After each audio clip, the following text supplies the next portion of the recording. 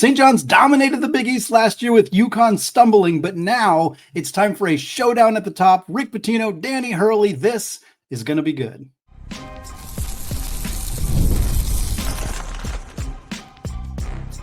You are Locked On College Basketball, part of the Locked On Podcast Network.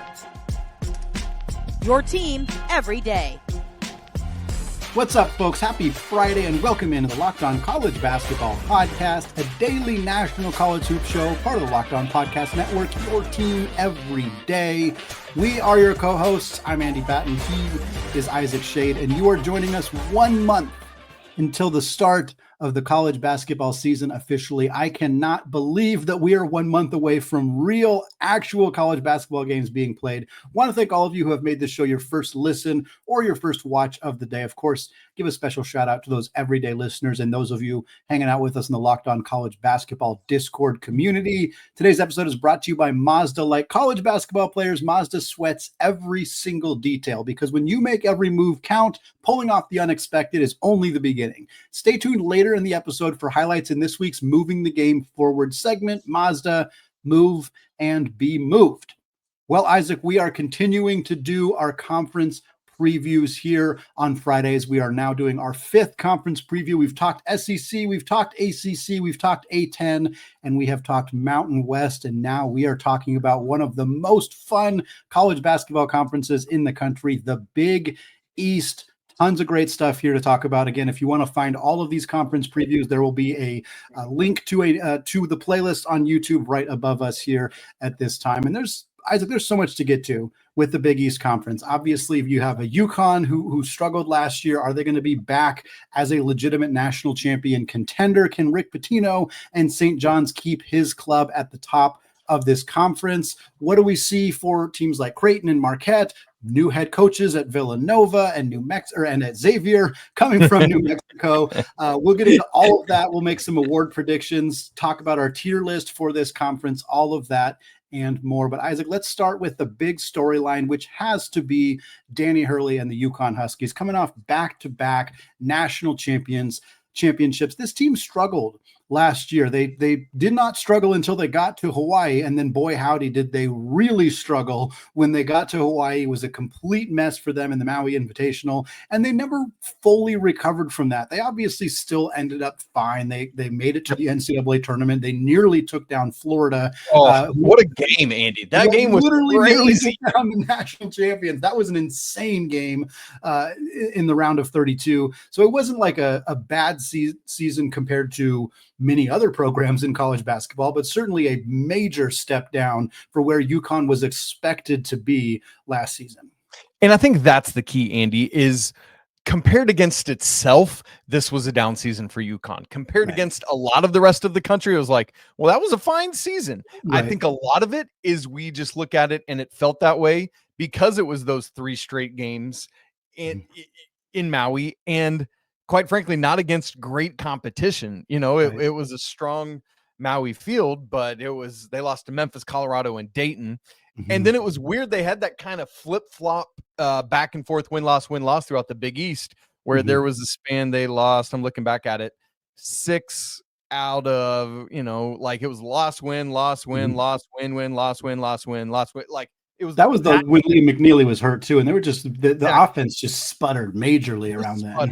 And so I think it's a lot of that coming together, Andy, where it's like, other than those 3 losses, and like they didn't lose at all on mainland America until January 8th, Andy. They were 12-3. Like you take those 3 games away, they're 12-0. And so really it's compared, as you said, against themselves, against preseason expectations, which I think were unfairly set based on what they had done the previous 2 years. I think it was just like, let's give Danny Hurley the benefit of the doubt. But we recognize when you're relying on, you lose what you have, and you're kind of having to rely so much on guys that, I don't know that Alex Caravan, we talked about it, probably isn't your dude, right? Yeah. But when you're relying on him to be the dude, it's just not going to be as good. So the bottom out for UConn was finishing 3rd in the Big East, right? And so I think, yes, they absolutely rebound. The talent is back in place. They should be back. I don't know if they're national championship good again, but I'm certainly not ready to say they're not, right? I think they're in great shape to contend at the top of both the conference that we're talking about the nation. Well, I think when you look at the Big East, you see UConn and St. John's at the top. And for those of you who listened to our Creighton preview earlier in the week, we had kind of Creighton sitting in that third spot. But what really interests me about this conference as well is who kind of steps up in the middle. And we've seen this year in and year out where there's 3 or 4 pretty good teams in the Big East. Before St. John's kind of went on their run, it was Creighton, Marquette, and UConn at the top. And now it's Creighton, UConn, and St. John's at the top. Is Marquette that number 4 team? Does Kevin Willard lead Villanova into that conversation in his first year? Can Ed Cooley and Georgetown take the leap, or Kim English and Providence? Like, there, to me, and we'll get to this when we talk about our tiers a little later in the show, there are a lot of teams that kind of are competing for 4, 5, 6, 7, 8, 9, honestly, in the Big East. That is arguably more interesting. St. John's is going to be great. UConn is going to be great. Creighton is going to be very, very good. Where the rest of this conference falls is very interesting to me. And whether a third or a fourth team steps up and kind of definitively puts themselves at number 4 in the conference and on the right side of the bubble, I think is one of the more interesting conversations around this league. Because I think it'd be pretty easy to say, well, there's 3 good teams, nobody else is going to make the tournament. But who that fourth team is, if somebody steps up, honestly, there's about 5 or 6 teams that it could be. And I think that's going to make this year really fun in this conference. I think so. It's going to make it fun. But that said, I think there's too big a talent gap from those top 3 to anybody else. For like, they're contending for 4th, Andy. They're not contending for 1st, 2nd, or 3rd, right? Yeah. And that's where I think it's going to be interesting to watch. But the biggest conversation is at the top of this thing, because St. John's dominated this conference last year, and UConn or Creighton is going to have to wrest it away from their cold dead fingers if they want that championship. So UConn's back, but St. John's ain't going anywhere either. And I haven't thought about this before I'm about to say it, but this might be the biggest 1-2 punch in the country, at least on paper, preseason of our Power 5 conferences. Like, these 2 teams feel like either one of them could really do it, and that's going to be a lot of fun to watch. Thankfully, we get them matching up twice, and so really it could be, how do they do against everyone else? But man, the UConn, the St.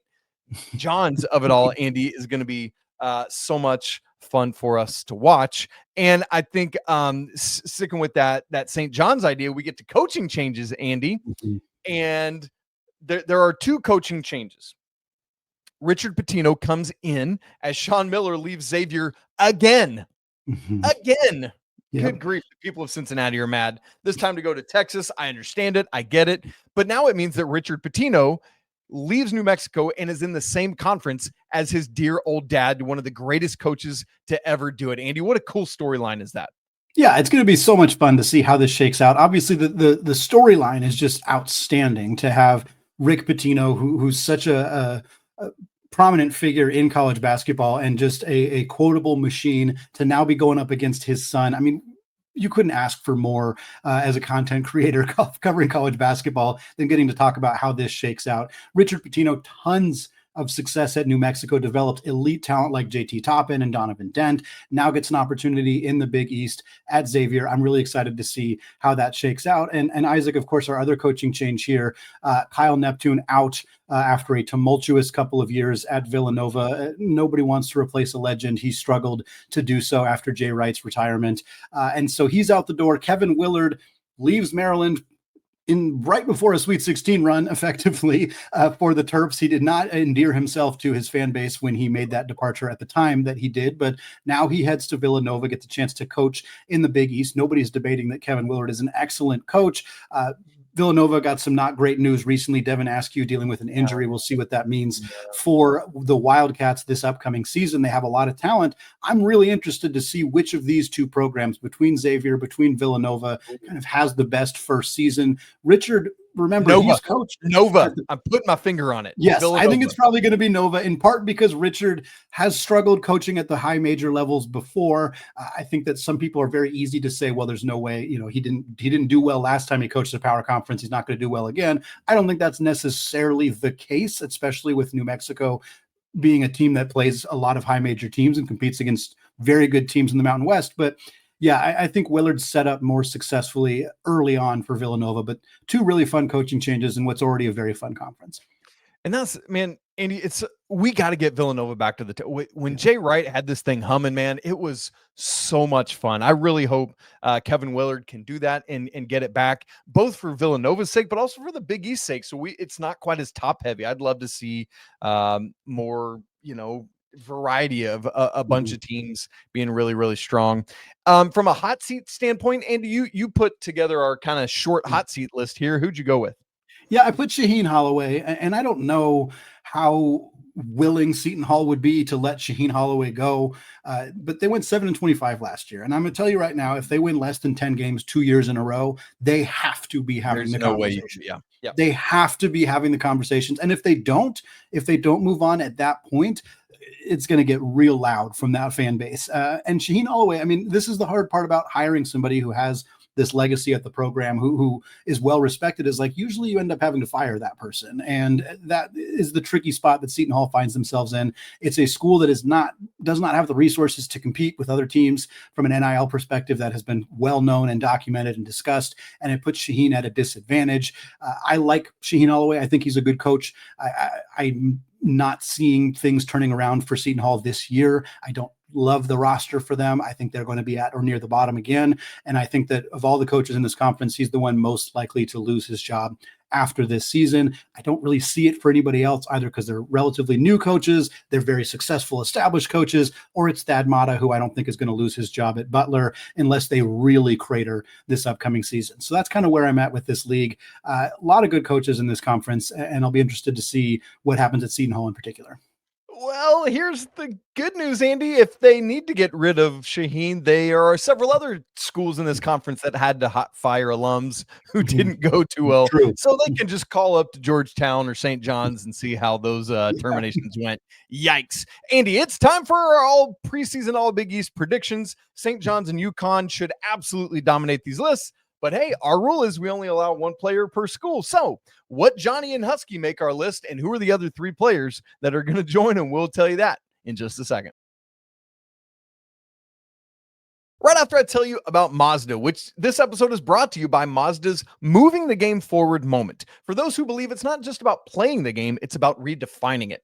There are moments that do more than put points on the board. They move crowds, they move culture, and they keep the game moving forward. This week's moment, Andy, that moved the game forward? How about Virginia upsetting Florida State on Friday night? Kind of a crazy scene as a field storming. I'm still trying to figure out where that Florida State wide receiver ended up on the last play of the game beneath that crowd. But how about Virginia's quarterback, Chandler Morris? 26 of 35 for 229 passing yards, 2 pass touchdowns, plus he rushed 8 times for 3 more touchdowns on the ground. Crazy stuff, upsetting Florida State. Questionable play or questionable where Florida State kind of had a touchdown taken away. Yikes, I don't know there. But you know what? Virginia won on the scoreboard, and so there you go. So when you follow what moves you, the unexpected is only the beginning. And just like there's more to every highlight, there's more to a Mazda vehicle. Mazda, move and be moved. Today's episode is also brought to you by DoorDash, folks. It is almost the weekend, so it is time to look back and crown this week's MVP on Who Delivered, powered by DoorDash. Just like you can win every Saturday with DoorDash Streaks, saving more money every time you order, these players delivered when it mattered most. Let's break it down. We're talking Notre Dame freshman quarterback CJ Carr delivered in a big way for the Irish. 354 passing yards, 4 touchdowns on 22 of 30. He helped them obliterate Arkansas, cost Coach Pittman his job in Fayetteville. 56-13 was the final score. When the pressure was on, Carr came through, no hesitation and no delay. And it wasn't just like Carr delivered for the Irish. DoorDash, they deliver for your Saturdays. With DoorDash Streaks, you can save every Saturday you order. Stack it up all season, and you could save up to $250, including $100 in DoorDash credits. Order this Saturday. Keep the streak alive. Fuel your game day. Only with DoorDash. Terms apply. Promo period through November 18th. All right, folks, continuing our conversation here, previewing the Big East. one of my favorite conferences in college basketball. We talked the big storylines for this league. UConn stumbling last year. Can Danny Hurley get them back at the top? We talked about some coaching changes. Rick Pitino's son, Richard, coming into the league to coach at Xavier. Kevin Willard coming over to Villanova. Now we're going to take a look at our preseason award predictions. We'll talk about player of the year, transfer of the year, freshman, and coach of the year. But first, we're going to name our 5-player all preseason teams. And as Isaac alluded to earlier, we do not let ourselves pick multiple players from the same team. Otherwise, last week we probably would have had 2 or 3 players from San Diego State on our Mountain West projections. A little bit easier for this league because there are a lot of talented players on a lot of different teams, although obviously St. John's and UConn have quite a few players we could have chosen from. Isaac, why don't you start us off and let us know who made your top 5 preseason team for St. John's for the Big East? I mean, honestly, it might as well have been a St. John's list, Andy, if we didn't have our rule in place. No, the St. John's player I'm going with is Zuby Ejiofor. Look, obviously the Johnnies bring in a ton of talent in the transfer portal. Most places they're the number 1 transfer portal class, but it's a returner that I have as their representative. I think Coach Pitino and the Johnnies go to Zuby early and often. Remember, they had the Big East player of the year last year in RJ Lewis, and still Zuby was a massive presence for St. John's. I think he does it yet again. My UConn representative is a transfer, and it's Silas Demery. And I struggled here, Andy. I really thought about Solo Ball. I thought about Alex Caravan, but again, it's like, I think he's the guy when he doesn't have to be the guy. And I really like Silas Demery coming over from UGA. I love what he's going to be able to do as a big guard to help this team get their motor going. So I think he's critical, and is going to be their dude.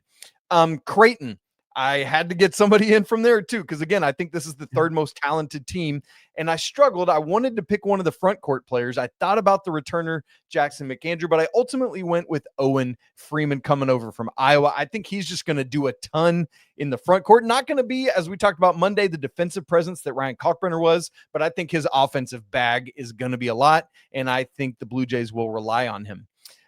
Next for me, Andy, I went with Chase Ross from Marquette. I thought about Sean Jones here, the diminutive guard returning, but just kind of coming back from injury. Wasn't sure quite how he would look yet. And so I thought Chase Ross was the safer option. Your dog clearly agrees with me, Andy, right here. And then my 5th choice is Georgetown's Malik Mack. His 3rd year, started at Harvard, had a really good year last year. And I think as Georgetown kind of takes some steps forward, I think he'll be the guy there for Coach Cooley. And so that's my quintet: Zuby Ejiofor, Silas Demery, Owen Freeman, Chase Ross, and Malik Mack. What about you, brother? Yeah, I had a couple of 2 that I agree with you on. I also have Zuby Ejiofor. For those of you who are longtime listeners, I have been kind of champing the Zuby Ejiofor bandwagon for a very long time. I think he is in line to have a monster season. He was phenomenal last year, but I think this roster is even more built around what he is capable of doing. I think Bryce Hopkins and Dylan Mitchell are going to add a ton to this team in terms of like playmaking 4s, and I think it's going to allow Zuby to just absolutely dominate down on the block. I also went with Demery, as we joked before we hit the record button here. In my notes, I had written 3 different UConn players and was trying to choose which one of them I wanted to go with. It's the same 3 that you were struggling with between Demery and Ball and Caravan, but for the same reasons you listed, Demery, big guard. I think he's going to really thrive in Coach Hurley's offense after a productive year last year at Georgia.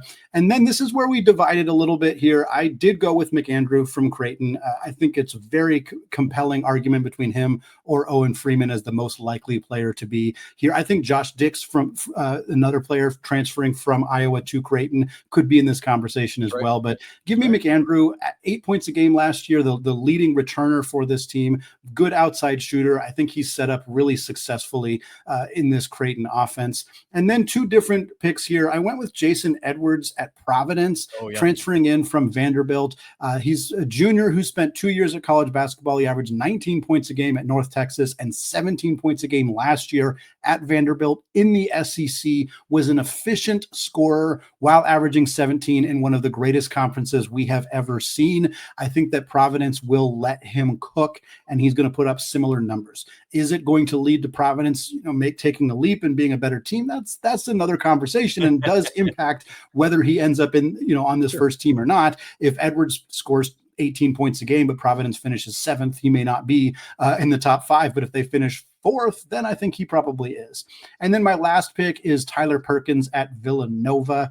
Kevin Willard's going to do some great things with Perkins. I think this is a really good fit coaching style-wise. I think, and again, with Askew being hurt, I think there's even more opportunity for Perkins to take on a really, really big role for Villanova. I think if Villanova does contend for that 4th, 5th spot in the league, that he's going to be a player that's in this conversation. It meant nobody from Marquette, which felt a little odd, but I'm with you a little bit in not quite knowing who is going to take the leap, if it's going to be more egalitarian for Marquette and Coach Shaka Smart. So I paused on putting somebody from them on this list, but lots of really good players. Malik Mack's a great shout as well, and a lot of good players in this league.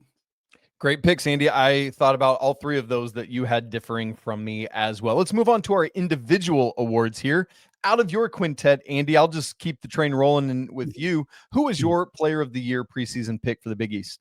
Yeah, I'm going Zuby. I'm going Zuby for all the same reasons that you laid out, for all the same reasons that I laid out. I think he's in line for a monster year. I think he's going to be an All-American. I think he's going to be, in an era where there are always a handful of great, dominant bigs every single year in this sport. Zuby's in line to be that guy that gets talked about this year, and I think he's going to do it and be the best player in this league. Andy, I'm going to go with Silas Demery, and it's kind of because 2 years ago when we did this show, I picked Tristan Newton from UConn as my preseason player of the year. He should have won it. Devin Carter from Providence got it that year, but I'm not bitter. Clearly, I've moved past it. That's why you didn't pick Jason Edwards. You're just out on Providence. That's exactly right. I'm still, I want to fryer him. But you know what? He was the Final Four mop. He was a first team Big East player that year. But I really do what? He turned out he was all right. Yeah, he was fine. And so I think that Silas Demery is going to have a very similar role. A big guard, kind of can do a little bit of everything to really help facilitate UConn, but can score, can shoot, rebound, assist, whatever it is. And so I think Demery, because of all that, helping UConn win the conference, I think he's their best player this year. And so I'm going to lock in Silas Demery as my player of the year choice. Andy, let's move to transfer. Who are you going with there?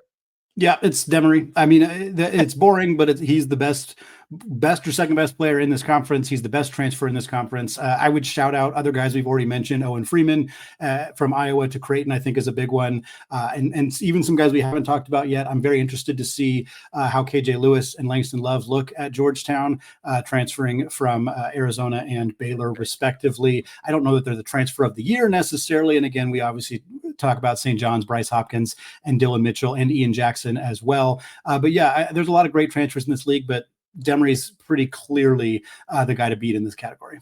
Since he's my player of the year choice, he's got to be my transfer of the year choice. But since I've already picked him for my player of the year, I'm going to go Bryce Hopkins. I just think that combo of he and Zuby is going to be dynamic in the front court. Dylan Mitchell obviously going to be able to spell them well, which I think allows Bryce to be even more dynamic when he's playing. But you said it, Ian, like there's several backcourt pieces that could win it as well for St. John's. And so a lot of capability there. Andy, freshman of the year, who are you going with here? Yeah, I think you need a combination of a highly regarded freshman who's going to play a big role right away. And the obvious candidate for me is a Caden Lewis at Villanova. Again, the Devin Askew injury changes this even more in favor of it being a Caden Lewis. There's some great freshmen in this league. Braylon Mullins is great at UConn, same with Eric Ryba, but I don't see the playing time materializing as much to be in that conversation for them. So for me, it's a Caden Lewis, great player, really kind of sprung onto the scene very late in his high school career. I think he's going to play a big enough role for Coach Willard and the Wildcats that he's going to be the winner of this award. Right with you, Andy. Caden Lewis, it's the talent, the opportunity. I would have picked him even before the Devin Askew injury. And as you said, all the more so now. So we'll just say beyond that, since you've already given us a Caden Lewis, Braylon Mullins to me is probably the most talented freshman in the Big East. But thankfully for UConn, they don't have to rely on him as heavily. I don't even think he's starting for the Huskies this year. It could, very well could, but they don't need him to. But I think ultimately he's the best freshman, but a Caden Lewis is the combination of skill, talent, opportunity, all that coming together. Coach of the year, Andy, this is always the fun one. Who are you landing on here? I'm going with Ed Cooley. It's a little bit of a chaos pick, but I think Georgetown is going to be much improved. We've already seen them steadily improving in the, as we get further and further removed from the Patrick Ewing coaching era, I should say, at Georgetown. And like I mentioned, Langston Love and KJ Lewis, and they get Malik Mack back. And I think Julius Halifanoa is a big who could really pop this upcoming season. I think there's enough there. I don't think they're going to be top. They're not going to be top three. They might finish fourth, maybe fifth. And I think that might be enough where Ed Cooley gets this award. Again, if St. John's wins it by 3 games, if Creighton finishes second, like they're probably going to get the awards there. But give me Ed Cooley as my kind of dark horse, maybe chaos pick for the coach of the year here. I am going to go with Greg McDermott at Creighton. Andy, I'm just kind of hedging that the Big East like his coaching brethren and others want to since we don't know when he's going to be done, we just want, it's more of like a lifetime achievement award here. And so that's why I'm going with Greg McDermott, but also I think Creighton is going to be a top 3 team in the conference. So it's both, they'll have success this year, but I think it's just a tip of the cap in my mind to everything that he's done in his time. Well, folks, we're going to move on. We're going to talk about our tier list. Obviously, UConn, St. John's at the top, but how do we think the rest of this league might play out? We're going to give you that and some other predictions coming up here in just a second. But first, folks, Peloton is shaping the future of fitness with the brand new Peloton Cross Training Tread Plus, powered by Peloton IQ. It's their most advanced equipment yet, designed to give you real-time guidance and endless ways to move, whether you're running, you're lifting, or cross-training with your favorite instructors. This is training reimagined. Peloton is built for breakthroughs with tools that help you plan, stay motivated, and reach your peak performance. I love how the Peloton IQ system offers real-time strength coaching. It actually tracks your reps, it suggests the right weights, and corrects your form, making every rep safer and smarter. The swivel screen is a game changer as well. You can go from running on the tread to strength training without missing a beat. And the personalized class recommendations keep you engaged. You get workouts tailored to your vibe and energy level every single week. So let yourself run, lift, flex, and push forward. Explore the new Peloton Cross Training Tread Plus today at onepeloton.com. All right, folks, closing out our Big East Conference preview here. We're going to talk tier list for the 11 schools in the Big East. We got them separated out into 4 tiers. I'll give you my thoughts there, let Isaac respond, and then we'll end the show with our predictions for regular season champs, conference tournament champs, and how many of these teams from this conference are going to end up in the big dance. We'll start with our tier list. Very easy at the top. I have both St. John's and UConn in tier 1. Certainly St. John's by winning the league by 3 games last year. You got to put them at the top, but I think UConn's going to be right back in that mix. I think St. John's is the favorite, and they should be, but it is a toss-up to me about who's actually going to win this league. Tier 2 for me, I have Creighton and Marquette. I do think Creighton is the better team heading into this year, but until Marquette actually has the fall off, I feel like it's hard for me to push them down. They continue to succeed. Every year we're like, well, Marquette didn't add anybody. They lost a bunch of talent, but yet every year they still kind of are back in this mix. So until Shaka Smart and Marquette really fall, I'm keeping them in tier 2 for right now. And then tier 3, this is the most fascinating tier to me by a pretty considerable margin. I have Villanova, Xavier, Providence, and Georgetown, and I could argue for that to be ordered almost any different way.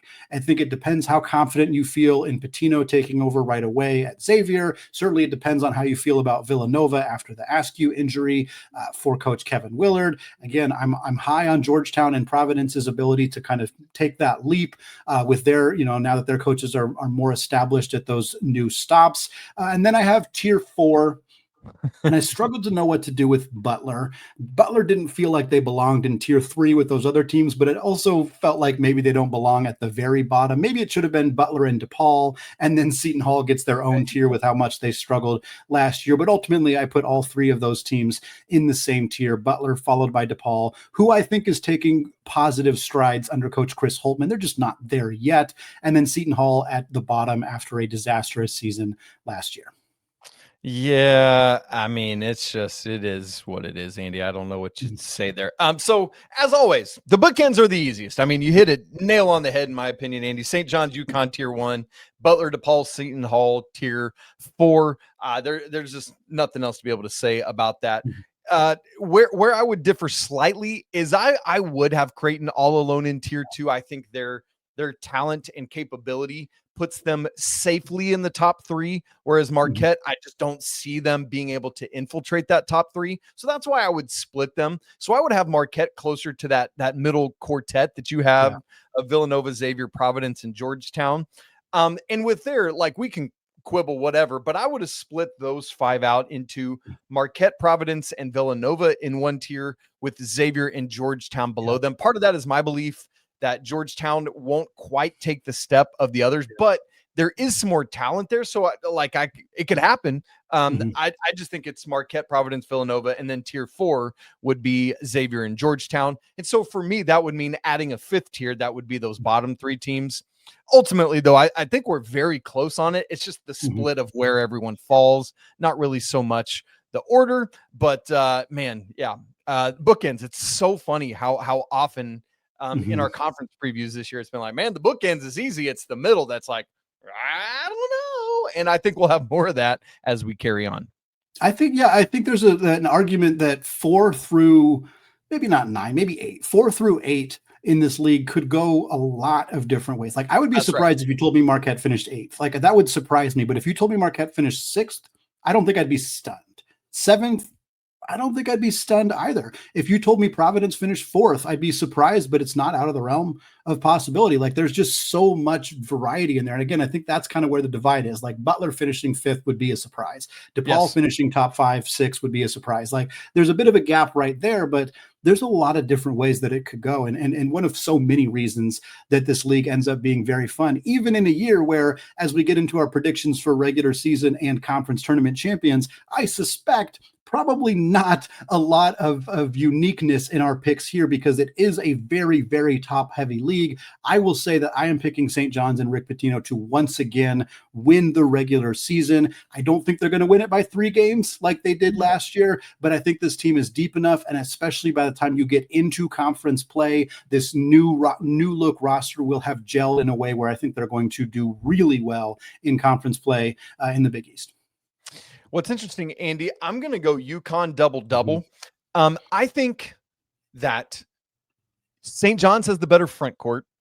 UConn has the better back court, and I think that's more important because I'm still not how often this offseason have we talked about I don't know about this whole, like the talent of St. John's backcourt is phenomenal. I'm just not sure about the chemistry or the not the chemistry of how they play together. Is Rick Pitino right that point guards don't exist anymore? I think that's the big question. And maybe he is, but for teams that do still have the point guards, I think they have a leg up, because that combination of Silas Demery and Solo Ball, I think, is going to run circles because of role definition around St. John's. And so you know that Dan Hurley is livid and pissed and furious about last year. I bet he has been maniacal this offseason. And so I think UConn just comes out guns blazing. And while I think St. John's has the better front court, I don't think it's that so much far ahead of what UConn does. And they'll do it a little bit differently because of what Alex Caravan does, that maybe the St. John's front court won't do quite the same with, like, that power forward matchup should be really interesting between a Caravan and both of those guys, both Hopkins and good grief, Mitchell and Dylan Mitchell. Thank you. That's just really interesting matchup. Anyway, a lot of fun. I'm gonna go a UConn double win in this thing for it, Andy. UConn double. Can we call that an Adama Sanogo? Yes. There you go. An Adama Sanogo, and he would eat the whole thing. So NCAA tournament, Andy, for the Big East. 2 seasons ago, when it was really top heavy, as we talked about earlier in the show, they legitimately really only did get those 3 teams of UConn, Creighton, and Marquette. That was it, Andy. Are we looking at that again, or will it be more teams as we had last year? Yeah, I think it's just three. I think it's partly because there's so much concentrated talent in the power conferences that I think it's squeezing some of these leagues. I know the Big East is a power conference team in basketball, but I think that they do get squeezed a little bit. We talked about it with the Mountain West potentially getting squeezed a little bit, and the A-10 was a big part of that conversation. And I'm kind of with it on this. I think St. John's, UConn, Creighton are in the NCAA tournament. I think even the worst case scenarios for those three teams very likely results in them still making the NCAA tournament. But there's nobody else in this league that I am super confident gets there. Again, if you told me Villanova made it, I wouldn't be stunned. Same with Providence, certainly same with Marquette. But right now, in early October, I'm sticking with just those three: St. John's, UConn, Creighton, with I think probably two or three teams in that bubble conversation, but nobody on the right side as of right now. Andy, I'm right with you. Just those three. I don't think Marquette has enough to make it, and Val Ackerman has to relook at this again. I remember her going on like a media firestorm after that and being like, we need more. I think she's going to have to do it again, Andy, just those three. All right, guys, that's our Big East preview. Make sure, as a reminder, we've got a whole playlist with all of them. We will link it up here in the corner on YouTube. If you're listening, you can go back and find the rest of the conference previews as well. They're every Friday, so that's easy. Just look every 5 shows and you'll find it in the audio feeds. We will be back next week on Monday. We're going to do a fresh look at our preseason top 25 now that we're into October. We'll have more show preview or team previews and our next conference preview next week, a week from today, which is either West Coast or what would our other mid-major that we haven't done yet? I think the West Coast is the last one, right? American. Yes. Sorry, Memphis. So hey, Memphis is going to win. There you go. So anyway, we'll be back next week with a whole string of more good shows. If you haven't subscribed to the show or joined the Locked On College Basketball Discord, do all of that now so you don't miss a second. For now, though, got to say apologies to the Lawyer family. Let's go Wild Popes. Shouts to the McBruins. And until Monday, peace.